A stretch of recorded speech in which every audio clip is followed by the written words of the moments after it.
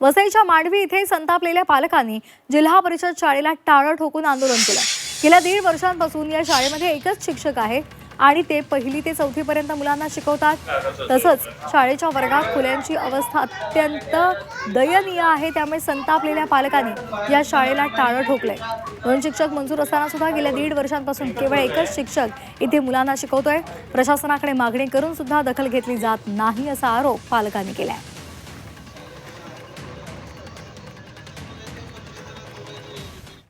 एक शिक्षक आहेत, ऑलरेडी 2 शिक्षक इथे आहेत। एक येतात, एक येतच नाही। 1.5 वर्ष झाला नाही येते। मुलांना शिक्षण नाही भेटत। त्यांना नाही यायचं तर दुसऱ्या कोणाला पाठवायचं किंवा त्यांचा पगार त्यांना द्यायचा। 1ली ते 4थी पर्यंत जे वर्ग आहेत, एक शिक्षक 4 वर्गांना कसा शिकवू शकतो हे आपल्याला समजलं पाहिजे ना।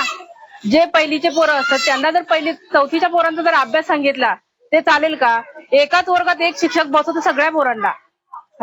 1लीच्या पोरांना काय शिकवणार, 2रीच्या पोरांना काय शिकवतील ते, 3रीच्या पोरांना काय वेगळं शिकवणार, 4थीच्या पोरांना काय वेगळं शिकवणार।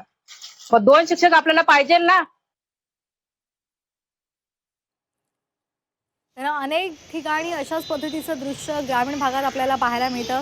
शिक्षक नसतात, तसंच शिक्षक जरी असले तरी त्यांना इतर कामं असतात आणि त्यामुळे साहजिकच त्या विद्यार्थ्यांना शिक्षणापासून वंचित राहावं लागतं। वसईतल्या मांडवी इथल्या झेडपी शाळेतला हा प्रकार पुन्हा एकदा समोर आलेला आहे। शाळेची अवस्था आपण पाहतोय, कशा पद्धतीची शाळेची अवस्था आहे। इथे विद्यार्थी कसे शिक्षण घेणार आणि जर उद्या दुर्घटना घडली तर याला जबाबदार कोण, असेही प्रश्न या पालकांनी विचारलेले आहेत।